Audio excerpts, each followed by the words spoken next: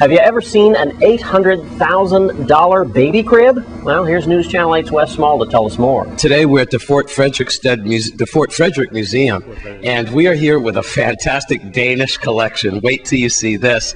And we understand this used to be the officers' quarters, so it was more militarized than this, but this is fantastic.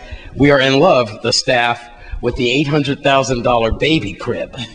Not even Michael Jackson could do that. But Senator Wayne James is here, and this is about as dirty as you will see this fashion expert ever. He's got like white stuff from, because he's been working, he's been shopping, every time you see him, he's carrying some paper towel and things. This is an exhibit, an exquisite exhibit that's going to be on display, Senator, all the way till when? September 30th. Wonderful. And tonight is the first opening as people come in, but July 6th is a reception. Right. First of all, tell us all about it and the hard work. We know that you're a fashion professional from years ago, but you're also a professional when it comes to furniture and antique furniture, especially from the Danish culture. Well, you know, the art of making mahogany furniture is part and parcel to this culture. When the Europeans came to colonize the islands, they brought with them originally their furniture made of European woods. But the termites here would eat those furniture for dessert almost. So they started using the local wood. And obviously, many of the Africans that had come over had many traditions of carving from Africa. If you look at Haiti, for example, you see the strong carving heritage. So the Africans were good at carving to begin with, and then because they needed to make furniture here of woods from here, the enslaved naturally went into the cabinet making profession. As a matter of fact, many of the island's well-known families descend from cabinet makers because the art was highly prized, and although enslaved, you had a few days in a month when you could work for yourself. And if you were a cabinet maker, you could sometimes save up enough money to buy your freedom and that of your loved ones. So a lot of the prominent families descend from cabinet makers.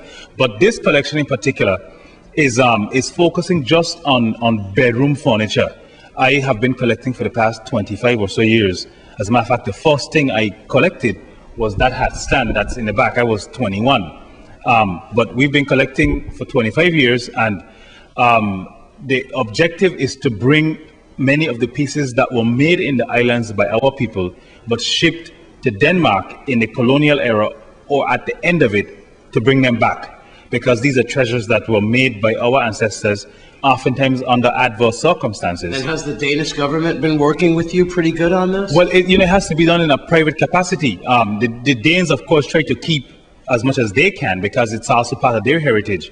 But you get private sales. One of the fortunate things for me is my father went to school in Denmark in the 1930s, and my grandfather did at the beginning of the 1900s, and lived with the Hageman family, which was one of the prominent colonial families. And so because of their connections, they were aware of the people that had the best stuff. And then as those people die off, their children oftentimes don't have the same connection to the colonial history as their grandfather. You've been able to tap into that. Definitely. And so you sort of have to keep up on it. But you go to functions and parties and you see the things in the houses, and then when people die, they call you an offer because they know that I collect. So we collect the culture right back here. Definitely. Now I understand that school children, classes will be able to take tours here, and we want to make sure that we could get that out. So before we run out of time, Senator, how not only through the Emancipation Weekend when this is open, but also for the next few months, how can teachers, administrators, and camp counselors get their tours through here, and how can visitors, because this is beautiful. I urge everyone, tourists or alike whoever, you need to come here and look at this. So how can we do that? Thank you.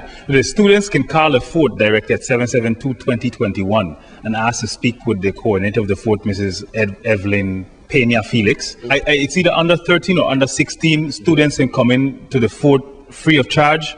Adults, it's just like $3 and so forth. Exactly, adults pay $3. Right. And again, the exhibition will be up until September 30th. Congratulations to you and your Danish ties. All right for you. Thank you. Doing a good job. Senator Wayne James, an $800,000 baby crib. Wow, not even Jacko could top that one. Here at the Fort Frederick Museum. I'm Wes Small for News Channel 8. There'll be a fort-to-fort walk tomorrow morning on St. Croix, and it's all about Emancipation Day. Here's News Channel 8's Wes Small with the details. We're with Senator Terrence Positive Nelson. We're going to talk about a few things, so we're going to get right to it. But first, we would like to talk about the July 4th annual Fort-to-Fort. What's that all about, Paz? All right, it's a July 3rd, Emancipation Day, Fort-to-Fort Walk to Freedom. This is a public announcement that we will be having our 8th annual Fort-to-Fort Walk to Freedom. This takes place on July 3rd, Emancipation Day, right here on St. Croix, U.S. Virgin Islands.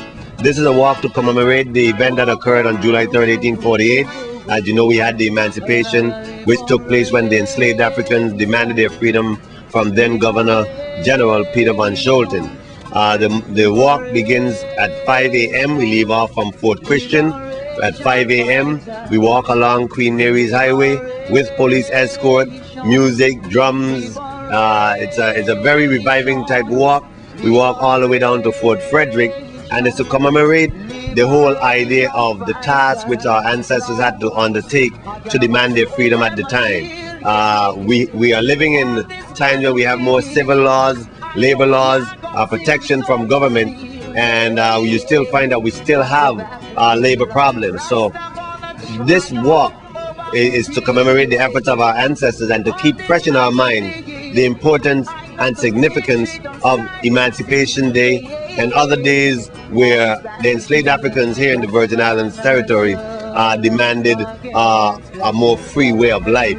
And I want to point out that it's very important, and I'm asking for the public to come out in great numbers this year so that they can reaffirm to our governor that these days, such as Emancipation Day and Fire Burn Day, October 1st, are days to be revered, days to be national holiday, both for the public and private sector of this territory.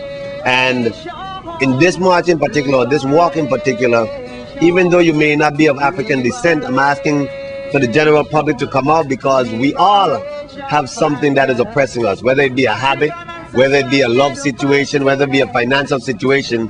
So we ask people to come out and just express freedom from any sort of oppression which may be binding an individual at this point. Last year we had our biggest numbers. We had about over 400 participants last year, 2008, for the 7th annual. And this year we're looking for a very large number of participants again. Remember, the eyes of the future are looking back at us and hoping that we make all the right moves so that we can get to where we need to get to as it relates to our people and the territory. So again, it's Emancipation Day, Fort-to-Fort, Walk to Freedom, and this is something that I find very necessary for us to undertake every year to remember. They said, remember us, and we should. All right. Very good. Very nicely put, as a matter of fact. I'm Wes Small for News Channel 8. It's going to be an exciting walk for Emancipation Day. And stay with us on News Channel 8. Your Sports 411 is up next.